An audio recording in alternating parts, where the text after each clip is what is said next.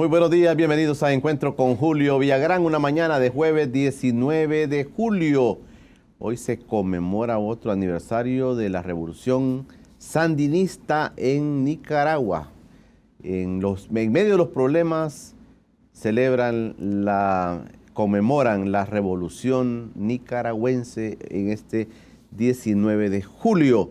Me acompaña ya en el estudio el rector de la Universidad de El Salvador, Roger Arias, está conmigo para poder platicar sobre un tema que nos parece importante, cómo la Universidad de El Salvador retoma algunas reivindicaciones sociales del país, las hace como suyas y se manifiesta tanto pública como privadamente. Por eso hemos invitado esta mañana a nuestro buen amigo el rector de la Universidad de El Salvador, el maestro Roger Arias. Gracias, Roger, por estar con nosotros. Gracias a ti, Julio, por la invitación. Un saludo a todos los amigos y amigas televidentes, en especial a la comunidad de la Universidad de El Salvador. Gracias. Aquí vamos a estar para platicar con el rector de la Universidad de El Salvador. ¿Usted recuerda cómo fue recibida la Universidad de El Salvador cuando llegó a la Asamblea Legislativa demandando no privatización del agua? Pues Roger estuvo casi ahí en medio del gas pimienta que les echaron a los estudiantes y después pasó lo que pasó y hasta les han llamado terrorista. Vamos a platicar con Roger Arias sobre ese y otros temas importantes en la comunidad universitaria y también para la vida nacional. Quédese con nosotros, esa es la propuesta. Estamos ya en Encuentro con Julio Villagrán, gracias por preferir quedarse con nosotros. Ya está conmigo también el colatino de esta mañana de jueves. El colatino dice: el gobierno fomenta la innovación e impulsa una cultura científica. Esa es la propuesta del colatino de esta mañana, es un matutino. Pero yo quiero decirles que el colatino trae dentro la declaración de La Habana, que es una declaración del encuentro del Foro de Sao Paulo que se desarrolló entre el 15 y 17 de julio en La Habana. Y entre una de las partes importantes, en la declaración del Foro de Sao Paulo declara lo siguiente, y eso lo va a encontrar en el colatino de esta mañana. Dice: nos solidarizamos con el Frente Farabundo Martí para la Liberación Nacional y con el gobierno del compañero presidente Salvador Sánchez Serén, que enfrentan con energía la guerra mediática, la guerra jurídica, el boicot económico y otras formas de desestabilización, y nos comprometemos a acompañarlos como observadores internacionales en la elección presidencial del 3 de febrero de 2019. Esto es lo que declaran los partidos de izquierda reunidos en Cuba, en La Habana, Cuba, con el encuentro del Foro de Sao Paulo. Eso lo va a encontrar en el colatino de esta mañana de jueves. Roger, gracias por venir con nosotros. Luego de mucho tiempo quizás aletargada la universidad en algunos temas, hay que decirlo, pero hoy se ve que ustedes están acompañando algunas reivindicaciones sociales importantísimas para la vida del país, como el tema del agua, Roger. ¿Siguen ustedes impulsando esto de la no privatización del agua? Efectivamente, la Universidad de El Salvador ha estado desde siempre acompañando al pueblo salvadoreño en sus distintas reivindicaciones. Ha estado también desde siempre siendo esa conciencia crítica de la sociedad salvadoreña, oponiéndose a cualquier intento que pretenda arrebatarle al pueblo sus derechos. Hemos de recordar que en el siglo pasado fueron líderes universitarios como Farabundo Martí, como Zapata, como Luna, los que lideraron la huelga de brazos caídos que culminó con el derrocamiento del dictador Maximiliano Hernández Martínez. Más tarde, en los años 70, 80, también de nuestro recinto salieron los mejores hombres y mujeres que se incorporaron a la lucha revolucionaria para las transformaciones de nuestro país. Es decir, la universidad ha sido siempre contestataria, ha sido siempre ese faro que ilumina y que recoge también el sentimiento y el pensar de las y los salvadoreños, sobre todo de las mayorías desposeídas de nuestro país. De manera que ahora que enfrentamos esta amenaza de arrebatarle al pueblo un recurso que debe ser un derecho humano elemental, hemos también salido a las calles, hemos iniciado esta ofensiva, como yo le he dado en llamar, para defender el derecho al agua de las y los salvadoreños, ante un proyecto de ley que está en la Asamblea Legislativa que es eminentemente privatizador. Al contrario de lo que digan sus defensores, como la ANEP y todos los demás, incluso el partido Arena, es un proyecto que busca la administración privada de un recurso que debe ser un derecho humano, que debe garantizar un derecho humano. Y lógicamente la empresa privada no va a garantizar ese derecho humano, por cuanto su lógica no es la de el bienestar colectivo, el bienestar social, sino la lógica, y eso está bien, es decir, no se concibe una empresa privada que no busque el lucro, que no busque la máxima ganancia. Entonces, la lógica de la empresa privada es esa, buscar la máxima ganancia, buscar el lucro, minimizar costos y maximizar beneficios. Por lo tanto, el dejar un recurso tan elemental para la vida en manos de la empresa privada implicaría que aquellos que no puedan acceder, es decir, implicaría que aquellos que no puedan adquirirlo, no tendrían otra opción más que morirse de sed. Ante esa amenaza, entonces, hemos iniciado nosotros un acompañamiento hacia el pueblo salvadoreño, hacia las organizaciones que están también luchando por la no privatización de este recurso. Y eso nos ha costado a la Universidad de Salvador no solo el hecho de que nos tilden de terroristas, de sediciosos, de generar divisiones de clases, de agitador. Bueno, un funcionario de Arena le dijo que era un agitador, ¿no? Y lamentablemente, el 14 de junio, que acudimos al Palacio Legislativo a hacer entrega de una pieza de correspondencia con el propósito de que se retomara la discusión de la Ley General del Agua y no de la Ley Integral, por cuanto consideramos que la Ley General había sido ya una ley elaborada sobre la base del consenso, en donde participaron distintas organizaciones sociales, incluso hasta la Procuraduría para la Defensa de los Derechos Humanos, la Iglesia, el Foro del Agua, etc. Y fue una ley también que se elaboró sobre la base de la participación ciudadana. Se hicieron consultas a todos los usuarios del agua, ¿no? A las comunidades que administran el agua por su propia cuenta, en donde están las ADESCOS administrando el recurso hídrico, a los regantes, etcétera, etcétera. De manera que es una ley que recoge también una visión del recurso de manera totalmente integral.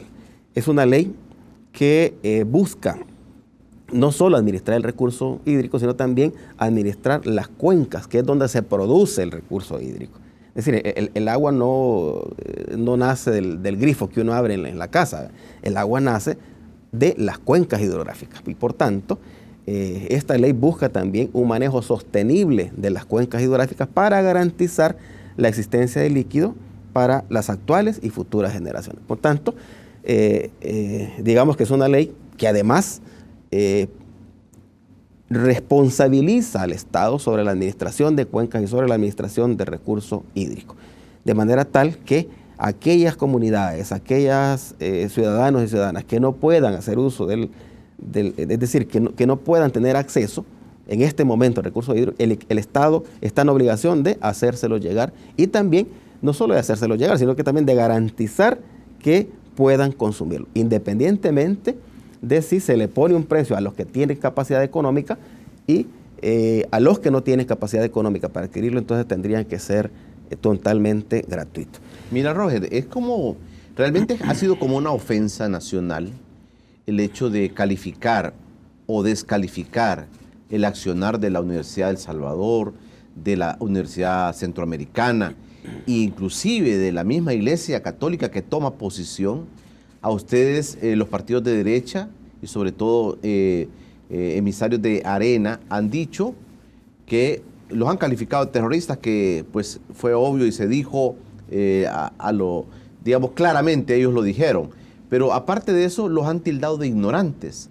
Decir que del seno de la Universidad del Salvador, el alma mater de la cual nos sentimos orgullosos muchos de haber pasado por esas aulas, del seno de la Universidad Centroamericana y también del pensamiento de la misma Iglesia Católica y otros sectores que están acompañando técnicamente este tema del agua, ¿cómo hemos caminado tan poco en el país que se les tilda inclusive de ignorante, que lo que ustedes están presentando, dicen realmente es hacerle el mandado a partidos políticos como el FMLN?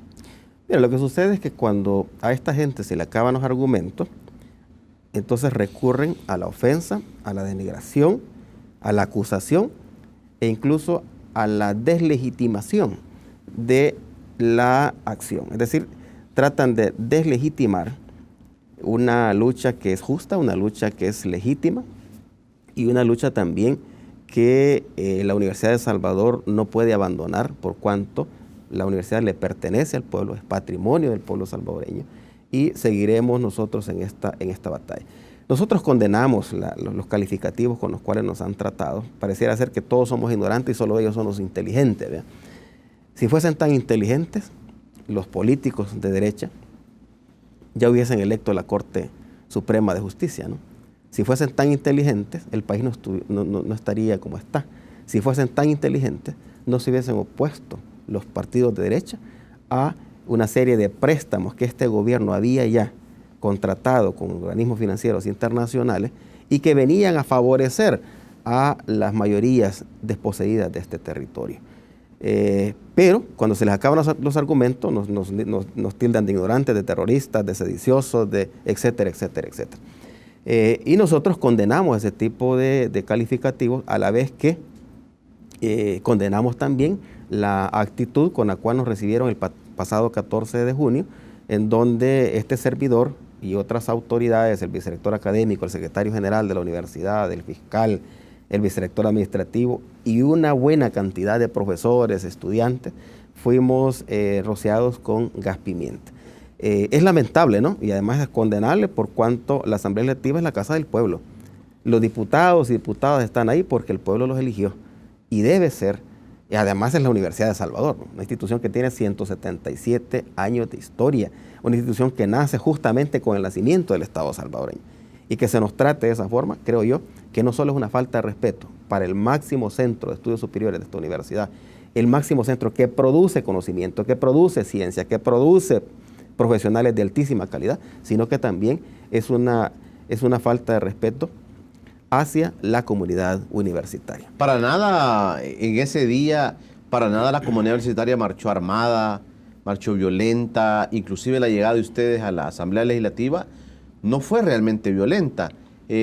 Cuando ustedes entran los diputados del FMLN que llegaron ahí, ¿verdad? Que por cierto también algunos han dicho que el FMLN, ustedes acompañaban la propuesta del FMLN, cuando alguna gente también, y nuestro equipo nos contaba, nuestro equipo de producción nos contaba, que los mismos diputados del FMLN fueron abucheados cuando daban discursos porque mucha gente de la comunidad universitaria no cree, digamos, que han hecho lo necesario como para no hacer esto. Esa es la muestra más fehaciente de que nuestra lucha como Universidad de El Salvador no obedece a partido político alguno, no obedece a ningún tinte partidario alguno. Y eso que le quede claro a Norman Quijano, que le quede claro a Emilio Corea, que le quede claro a Alberto Romero, que nos han querido descalificar nuestra lucha diciendo que nosotros somos títeres del FMLN.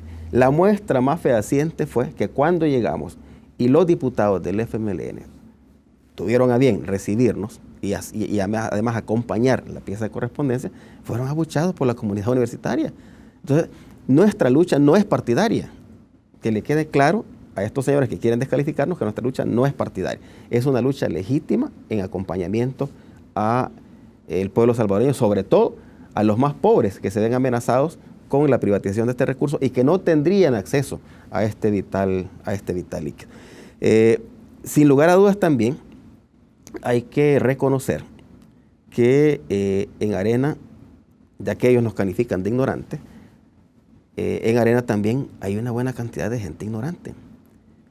El pasado martes el martes de la semana pasada, nosotros acudimos a una convocatoria de la Comisión de Medio Ambiente y Cambio Climático, en donde el diputado Coreas me atacó sin ninguna razón, pidiendo explicaciones que por qué le íbamos a declarar hijos espurios, que pidiendo explicaciones. ¿Ustedes lo quieren declarar algunos diputados hijos espurios de la UES? Es que eso se ha hecho siempre. Es decir, en el pasado se ha declarado espurios a un montón de gente. ¿Por qué? Porque los graduados de la Universidad de Salvador hacemos un juramento. Y ese juramento establece que vamos a defender la universidad y que vamos también a trabajar por los más pobres de los pobres. Ese es el juramento. Que el título que se nos otorga no es un instrumento de lucro, sino de servicio social y que vamos a trabajar por los más pobres. Entonces, cuando alguien rompe ese juramento, ya deja de ser hijo de la universidad.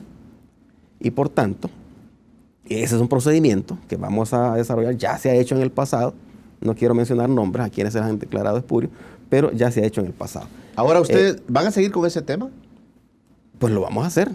¿A quiénes van a declarar hijos espurios de la UES? Yo ya lo he dicho en muchas ocasiones, a los 3 que nos han tildado de terroristas, no a Roger Arias, sino a la comunidad universitaria, a los 3 que nos han declarado ignorantes, a los 3 que nos han declarado sediciosos, etcétera, etcétera, etcétera. Entonces, vamos a seguir con ese proceso. Entre ellos el periodista, el diputado Emilio Coreas. Bueno, yo no sé si es periodista, yo sé que es graduado de ontología. Ah, correcto. Trabajó en periodismo. Periodista no sé si es. Y tampoco sé si trabajó o no como odontólogo. Lo que sí sé es que anduvo buscando trabajo en la Universidad de El Salvador.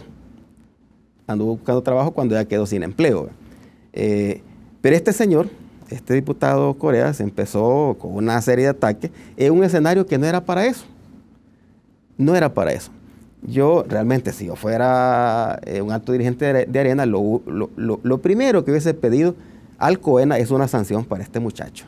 Una sanción, porque no era el escenario, no era el momento, querer sacarse, por así decirlo, una espina personal en un foro que no era para eso, era para hacer nuestro planteamiento sobre el por qué estamos solicitando que se analice la Ley General de Agua y que se desestime la Ley Integral de Agua. Vamos a ir platicando de esto, Roger, vamos a ir platicando. Llegaron a la Asamblea Legislativa, a la Comisión de Medio Ambiente y Cambio Climático, vamos a ver qué pasó también ahí en la universidad ante la llegada recién de algunas autoridades que fueron invitadas por la Comisión de Medio Ambiente luego de haberse negado esta comisión a recibirlo.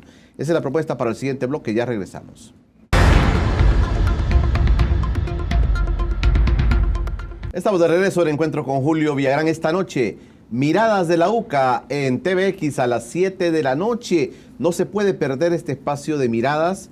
Una nueva propuesta hoy de la Universidad Centroamericana con este espacio que está bastante fuerte en TVX. La gente nos está reportando mucha audiencia. Es una alianza que hemos hecho también con la Universidad Centroamericana con el programa Miradas. Recuerde también, lunes, martes, miércoles y viernes, nuestra plataforma, diversas opiniones, gente que de manera independiente nos está brindando cómo ve el país. Eso es a las 7 de la noche, los lunes, los martes, los miércoles y los viernes. Y el jueves, por supuesto, Miradas de la UCA. Esa es la propuesta que estamos generando para todos ustedes. En el estudio me acompaña el rector de la Universidad de El Salvador, el maestro Roger Arias, platicando hoy sobre el tema del agua. Vamos a platicar también sobre la propuesta que hará este día la Universidad de El Salvador.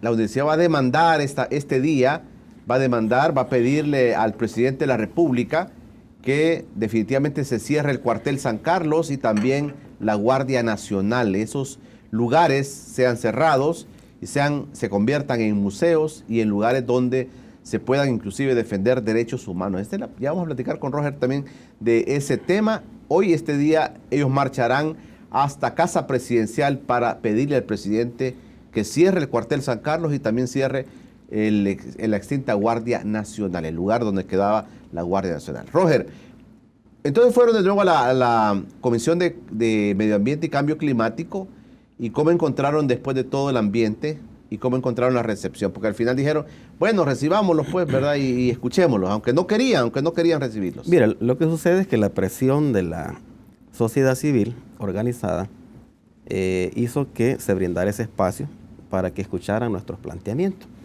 Y en esa lógica participamos la UCA junto con la iglesia.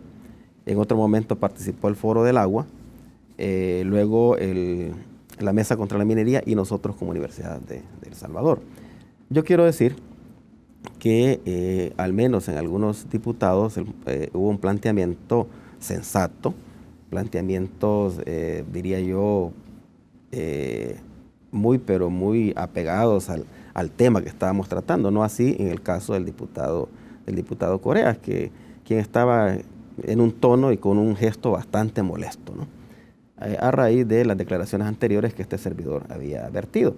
Y si él tiene algo personal, pues que me lo diga, ¿no? Y lo discutamos en otro ambiente, no utilicemos un foro, un espacio legislativo y el poder legislativo como para querer atacarme. Porque no es contra Roger Arias, es la comunidad universitaria la que está pidiendo que se declare hijo espurio, no es Roger Arias. Y Roger Arias hijos espurios, Norman Quijano, Alberto Romero y Emilio Correa, eso correcto, pide la UES. Correcto. Entonces Roger Arias es una vez de paso, yo voy a estar ahí hasta el 28 de octubre del 2019. Después vendrá otro, pero la comunidad es la que está exigiendo a raíz de que se ha violentado ese juramento que hacemos al graduarnos como profesionales de la Universidad de El Salvador. En esa ocasión lo que nosotros hicimos fue ratificar nuestro planteamiento, la solicitud de que se analice o que se retome el análisis de la Ley General del Agua y que se desestime la Ley Integral del Agua, por cuanto esta Ley Integral es una ley que a todas luces es una ley privatizadora, busca una administración eminentemente privada del recurso hídrico. Mira, Roger, ¿esta es una valoración técnica de ustedes o es una valoración política, como dicen? Mira, hicimos un planteamiento técnico, pero lo técnico no está desligado de lo político también. En nuestro planteamiento técnico le dimos a conocer el por qué nuestra oposición a la Ley Integral del Agua.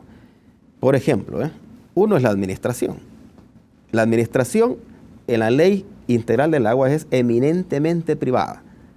¿Por qué? Porque plantea dos integrantes de la ANEP, que yo no sé qué tiene que hacer la ANEP aquí, yo no creo que la ANEP sea ninguna casa de beneficencia, ¿verdad? Si es de empresarios, buscan el lucro. Y el oro del futuro va a ser el agua, ¿no? Entonces, plantea, además de dos representantes de la ANEP, otros dos representantes de Comures. Y Comures es una entidad privada. Así lo dice sus estatutos. En el artículo 1 de sus estatutos dice que es una entidad privada, no dice que es una entidad pública. Y solamente un representante del gobierno. Decime vos, al momento de fijar tarifas, al momento de hacer concesiones de explotación de recursos hídricos, al momento de regular el acceso al recurso hídrico, ¿quién va a determinarlo? Si hay 4 privados y 1 del gobierno, ¿quién va a determinarlo? 4-1, es aritmética simple, ¿no? De 4-1, 4 ganan. Entonces, ese es el riesgo que se cierne sobre la población salvadoreña. Mira, Roger, yo quiero hacer un paréntesis. Algunas personas aquí en este set han criticado que inclusive el mismo gobierno actual ha sido cómplice en el tema de la privatización del agua. Te voy a poner el caso. La economista Julia Evelyn Martínez nos dijo acá que ya se había firmado un entendimiento con el tema de, digamos, de los asocios públicos privados y que ahí incluye el tema del agua. Y se dice que el gobierno firmó ese documento donde aparece el tema del agua y donde aparece la injerencia, digamos, de la empresa privada en ese tema. Bueno, será explicación que tendrán que dar los personeros del gobierno. Yo no pertenezco al gobierno, yo pertenezco a la Universidad de El Salvador.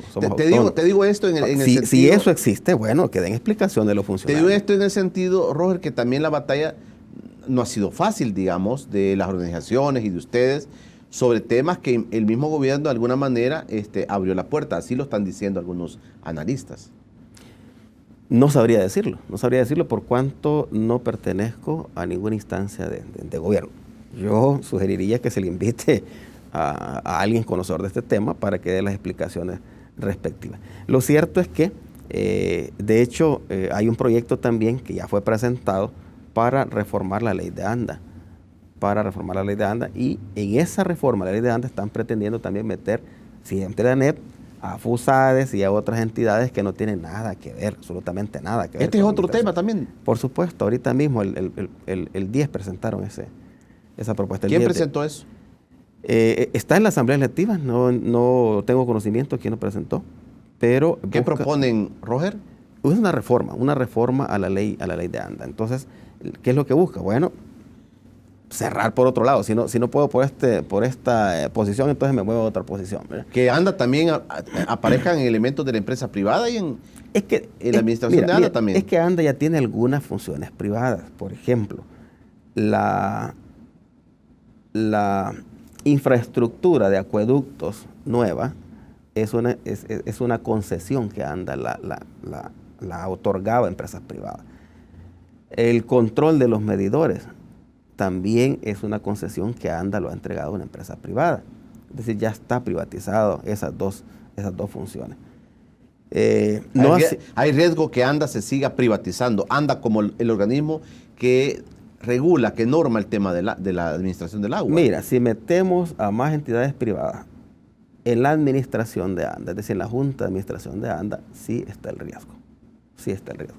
Entonces, nosotros insistimos en la Ley General de Agua. Hicimos el planteamiento no solo de la administración, sino que también en la derogatoria de algunos artículos.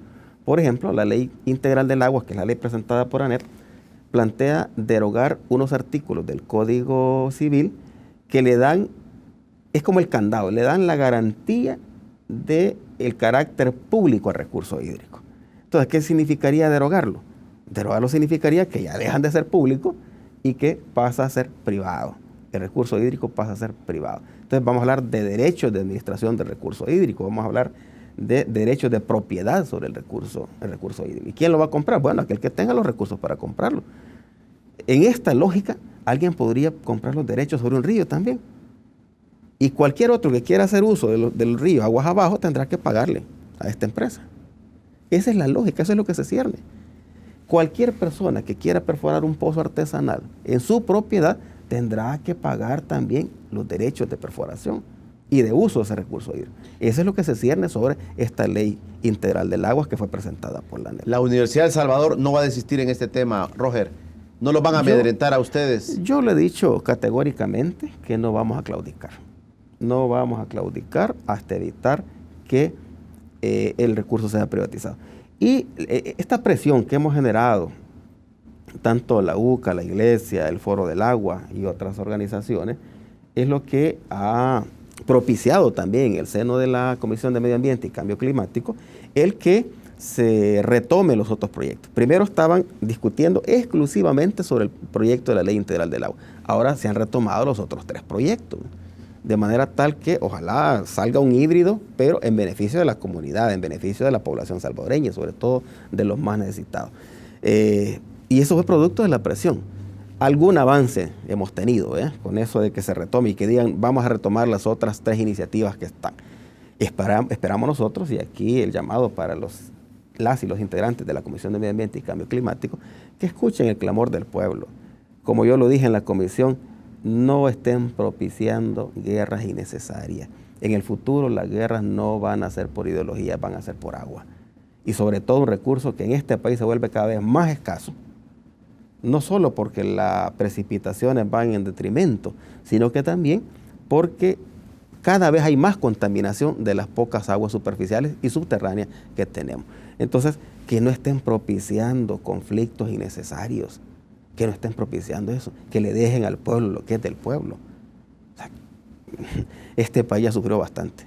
Mira, Roger, una cosa es que el diputado Emilio Correa se enoje contigo, con la UES, por lo que ustedes los van a declarar espurios, o digamos también Norman y Alberto Romero se enojen por esto. Una cosa es esa, y otra cosa es que los partidos políticos, como instituciones, Arena y los partidos de derecha, que están propiciando que se dé esta discusión y aprobar una ley con la visión de ellos. Una cosa es estos diputados y otras son estos partidos. ¿Qué llamado hacen ustedes como Universidad de El Salvador en el caso que tú los representas?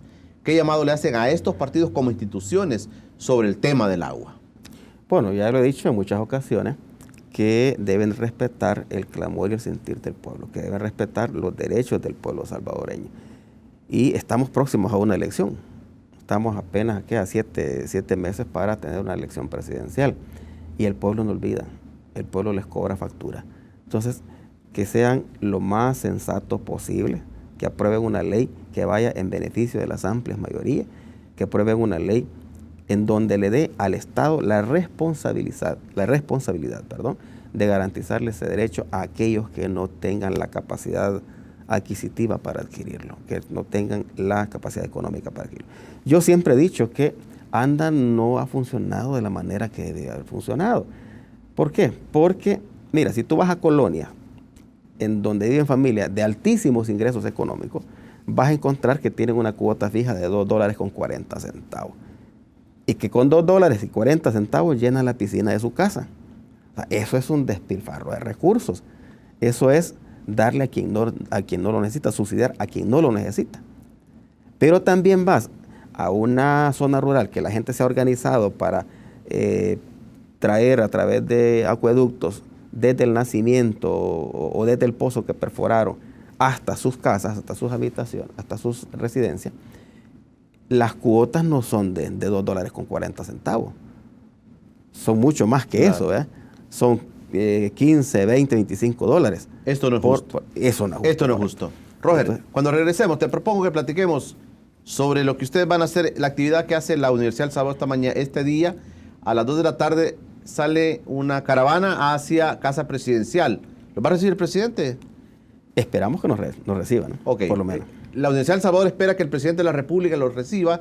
Le piden al presidente de la República, ya nos va a contar detalles Roger, le piden que cierre el ex cuartel San Carlos y también la Guardia Nacional, lo que eran estos dos lugares, digamos que fueron muy fuertes en el conflicto armado, pero que hoy le pide a la Universidad del Salvador que los hagan museos y que haga un lugar de concentración de defensores de derechos humanos, algo así.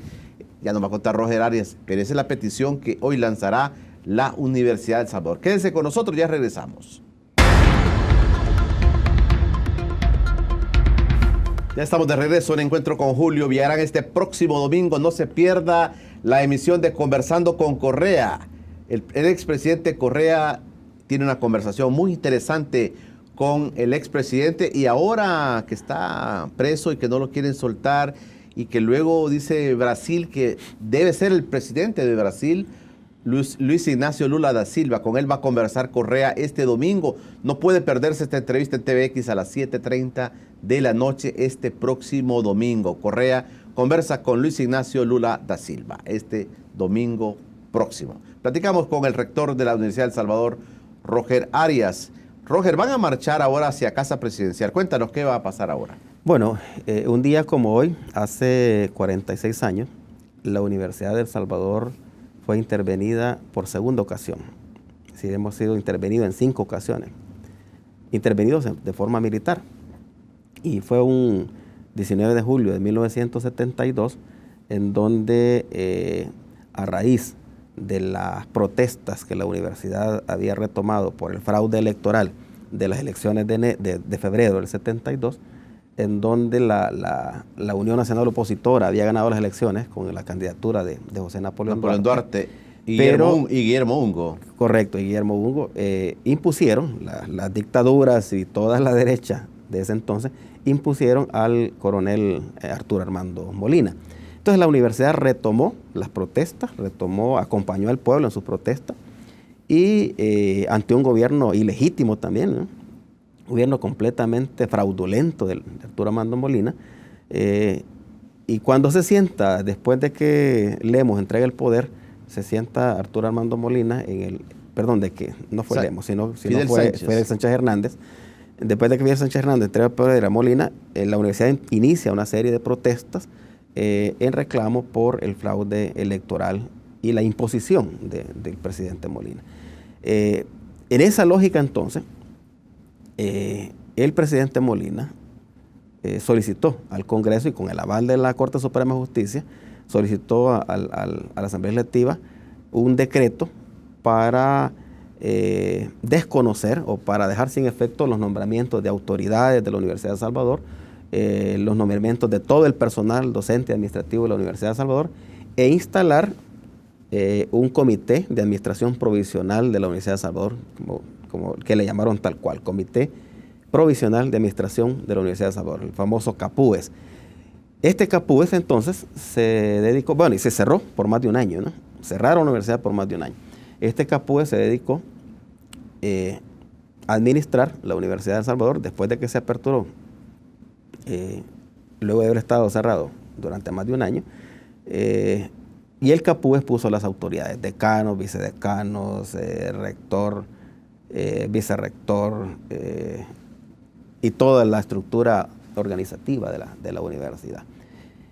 Y lo que no debemos de olvidar los salvadoreños y sobre todo los universitarios es que ese 19 de julio de 1972 también ingresaron con fuerzas beligerantes, con la fuerza militar, los cuerpos de seguridad del ejército, con artillería pesada, a no solo intimidar, sino que a disparar también contra miembros de la comunidad universitaria.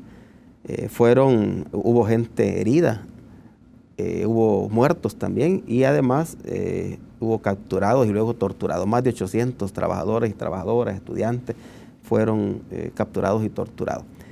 Y salieron justamente del cuartel San Carlos, ¿eh? De ahí salieron los torturadores y ahí los llevaron también a la tortura. Destruyeron nuestro patrimonio, nuestra biblioteca, los laboratorios. Saquearon la universidad. Saquearon la universidad, correctamente. Entonces, a raíz de eso, nosotros estamos pidiendo este día, que conmemoramos 46 años de esa intervención militar a nuestro campus universitario, estamos solicitándole al gobierno que, primero, que a nombre del Estado salvadoreño le pida perdón a la Universidad de El Salvador y al pueblo salvadoreño por las violaciones a los derechos humanos de la comunidad universitaria y por el saqueo del patrimonio de la Universidad de El Salvador. Segundo, le estamos pidiendo que como manera de resarcir esos daños causados a la comunidad universitaria y al patrimonio, que se nos entreguen las instalaciones del cuartel San Carlos y de la ex Guardia Nacional, que eran de donde salían los torturadores y los asesinos hacia la comunidad universitaria, que se nos entreguen esas instalaciones para hacer de esas instalaciones, que en un momento fueron escenarios de muerte, para hacerlos escenarios de vida.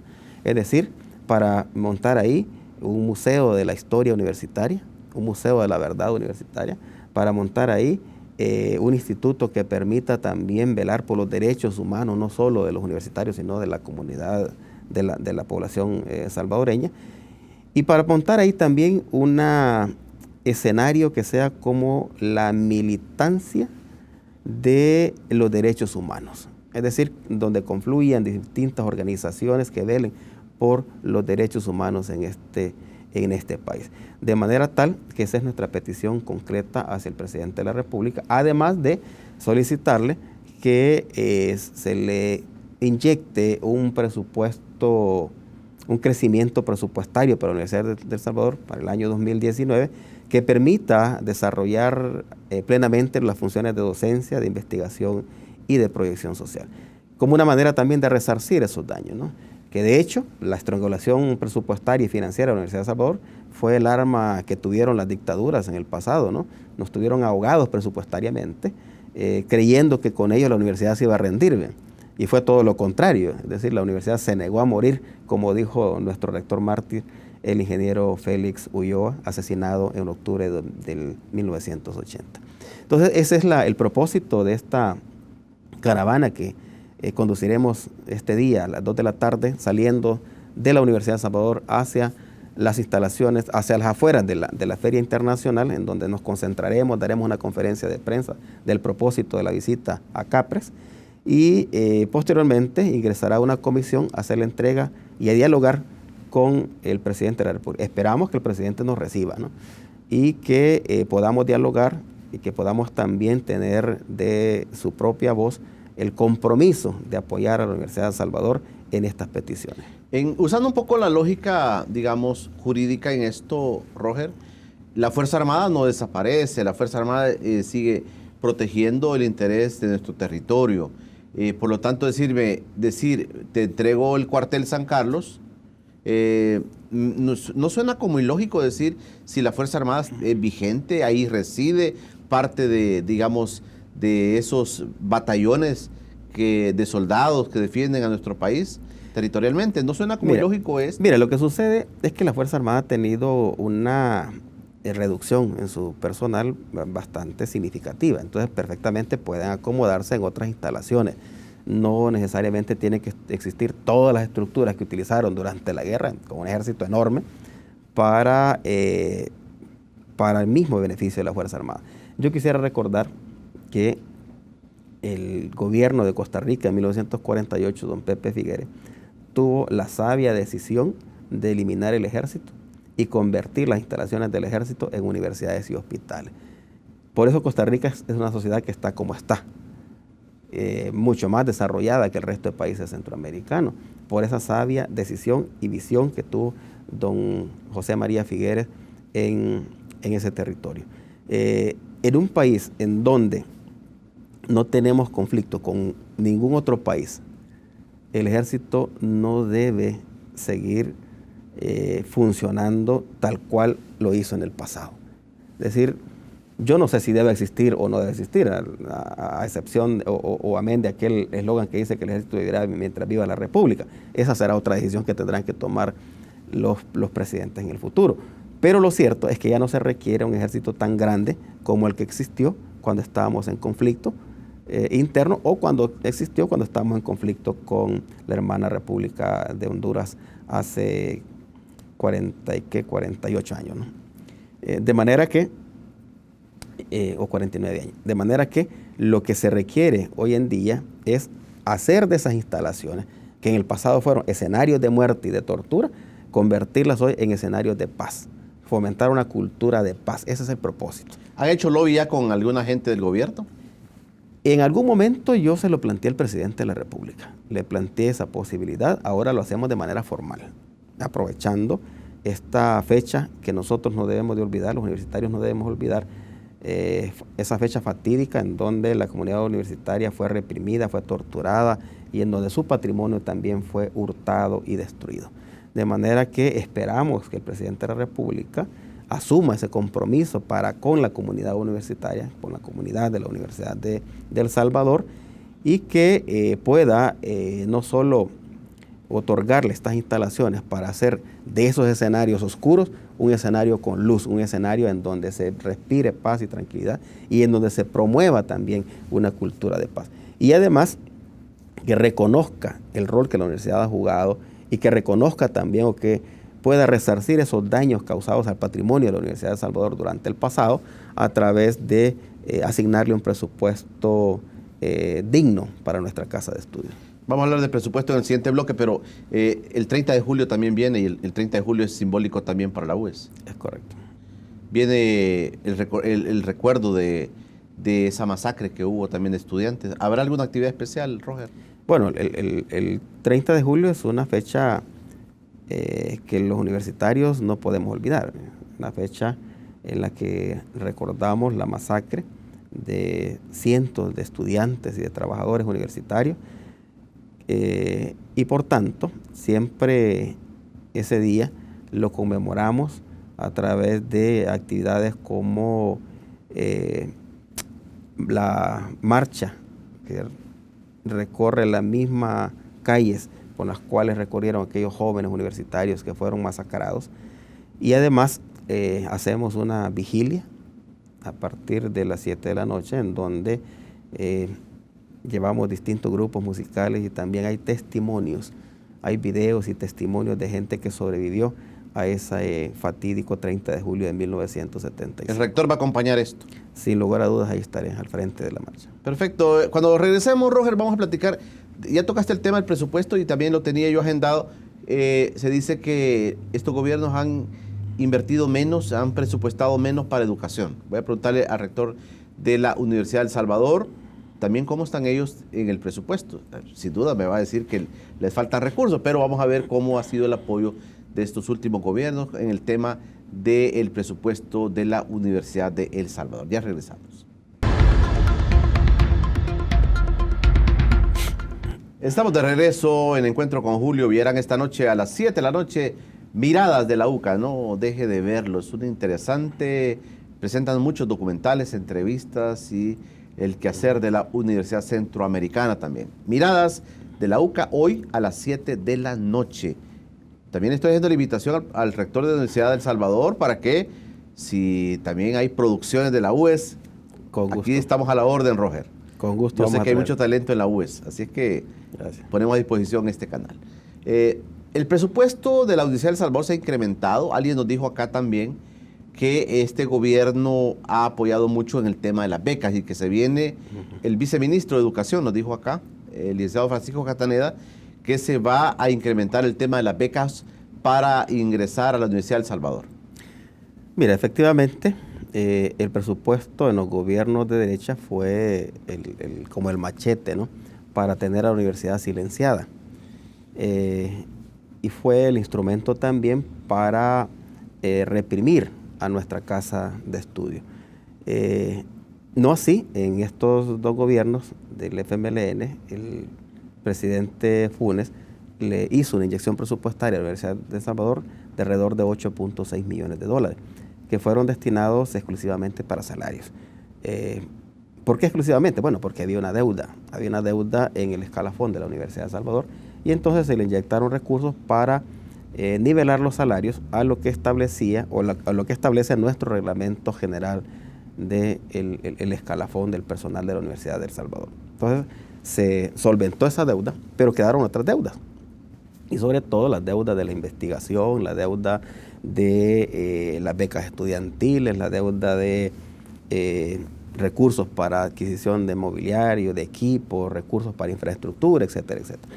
Y fue así entonces como en el 2016 el entonces rector interino, el licenciado Luis Argueta Antillón, presentó una solicitud para contar con recursos que permitieran cualificar la planta docente, es decir, que permitiera recursos para poder incursionar en estudios superiores en la planta docente. En otras palabras, para financiar movilidades académicas y para financiar también doctorados y maestrías para los profesores. Se le inyectó en ese año un total de $900,000 para la cualificación de la planta docente, actualización y cualificación de la planta docente, los cuales también los hemos contado con esos recursos en el 2017 y en el 2018. A partir de este año, también el presidente Sánchez Serén hizo una inyección de recursos de alrededor de 7.4 millones de dólares, que están constituidos en más de $1 millón para financiar becas estudiantiles. Es decir, para ser exactos, es $1.143.000 que van orientados para otorgarles becas remuneradas a aquellos estudiantes que proceden o que tienen condiciones socioeconómicas muy limitadas. Y además se hace una prioridad en aquellos estudiantes que tienen alguna discapacidad y las estudiantes que son madres solteras. Se prioriza en esa población. Alumnos con discapacidad y madres solteras. Y madres solteras. Es decir, hemos logrado entonces incrementar en 1,000 estudiantes más becados a través de este fondo que el presidente Sánchez Serén tuvo a bien trasladar a la Universidad de El Salvador, que son recursos del Instituto Nacional de la Juventud. El otro rubro al cual ha ido orientado estos 7.4 millones son alrededor de 3.2 millones para empezar a implementar las nuevas tablas salariales del escalafón de la Universidad de El Salvador. Eso permitió hacer un pequeñito incremento a las nuevas tablas salariales del escalafón de todo el personal de la Universidad de El Salvador. Luego, también en estos 7.4 millones hay un monto de $1 millón que va orientado a la investigación científica. Nada menos el día de anteayer presentábamos en la Facultad de Medicina un libro que fue elaborado por la doctora Virginia Rodríguez, un libro en el que es el resultado también de este financiamiento que está otorgando el gobierno de $1 millón para fomentar la investigación científica. ¿Qué áreas de investigación son las que se van a priorizar, Roger? Bueno, la universidad tiene un conjunto de disciplinas que no lo tiene cualquier otra universidad. Claro. Entonces nosotros cada una de las facultades cuenta con un recurso para potenciar sus investigaciones. Pero además de este $1 millón, ¿no? Sí. Pero además, a través del Centro de Investigaciones Científicas, se le ha inyectado recursos al Centro de Investigaciones Científicas también para potenciar la investigación científica, que son proyectos que presentan los profesores y profesoras y que ahora sí ya van a contar con financiamiento para poder ejecutarla. De manera que todos estos recursos de estos 7.4 millones adicionales a los 900.000 que habían sido asignados 2016, 2017 y 2018, han venido entonces a dinamizar la investigación, han venido también a dinamizar la cualificación de la planta docente para mejorar el proceso de enseñanza-aprendizaje.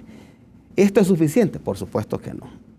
La universidad tiene serias deficiencias presupuestarias. Basta con comparar los presupuestos de América Central, de las universidades públicas de América Central. La Universidad de Costa Rica tiene un presupuesto que supera los $600 millones, pero la UCR, es decir, la Universidad de Costa Rica, tiene una población estudiantil que es mucho menor que la nuestra. Mucho menor. Mucho menor. Tienen alrededor de 45.000 estudiantes. Y les asignan $600 millones. $600 millones. ¿Y la UES? La Universidad de Salvador tiene 62.500 estudiantes y solo se le asigna $74 millones. 74 millones para mantener que abismal la diferencia. Obviamente. Para ponerte el ejemplo, solo el programa de becas de la UCR son $42 millones. Solo el programa de becas. Nosotros tenemos apenas con esta inyección $1.2 millones. $1.143.000 para el programa de becas. Pero la UCR tiene $42 millones para financiar becas a sus estudiantes. Entonces, estamos hablando, si tiene 45.000 estudiantes y se le asignan $42 millones, imagínate tú qué es lo que no pueden hacer la UCR. Roger, no tengo mucho tiempo, pero me interesa preguntarte, ¿habrá más espacio para más bachilleres que entren a la Universidad de El Salvador en los próximos años? ¿Están proyectando ustedes no dejar tanta gente fuera porque la demanda también sigue creciendo, pero dejan mucha gente fuera? ¿Se proyecta más admisión de estudiantes? Mire, es doloroso decirlo, que como Universidad de El Salvador no podemos ampliar la cobertura más allá de lo que hemos venido haciendo. ¿Cuántos admiten año por año? Este año tuvimos la admisión más grande de los últimos años. Admitimos alrededor de 12.000 estudiantes. 12.000 estudiantes admitidos 12.000 de un total de 25.000 que aspiran. De un total de 25.000 que aspiran solamente. Es decir, se queda más de la mitad fuera, ¿no?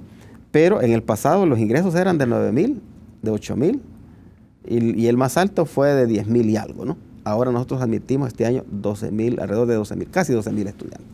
Pero no podemos ir más allá de eso, precisamente porque las condiciones de infraestructura, de planta docente, de planta administrativa, no nos permiten. Las condiciones de equipos, de laboratorios, de recursos didácticos tampoco nos lo permiten. Se requiere entonces contar con una fuerte inyección de dinero al presupuesto de la Universidad de El Salvador para poder darle cobertura a toda esta población marginada del derecho humano elemental, del derecho a la educación. No podemos hacerlo, dolorosamente no podemos hacerlo con las condiciones con las que contamos.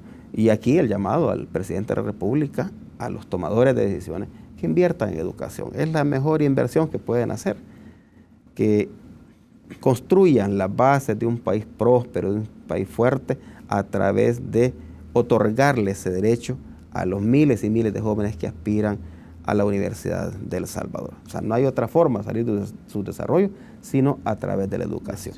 Y eso requiere, sin lugar a dudas, no solo duplicar el presupuesto.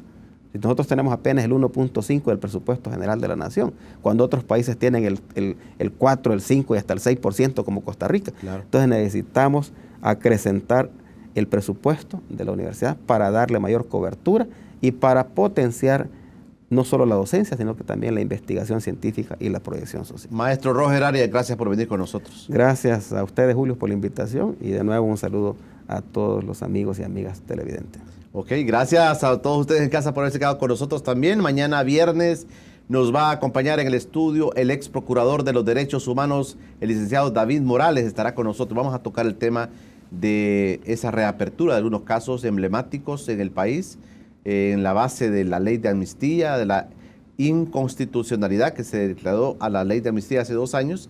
Vamos a hablar con él sobre el tema del mozote, sobre el tema de los jesuitas, sobre el tema de Romero. Esos van a ser los temas que vamos a platicar con con el ex procurador de los derechos humanos, David Morales, el día de mañana. Por hoy, pasen todos un feliz día.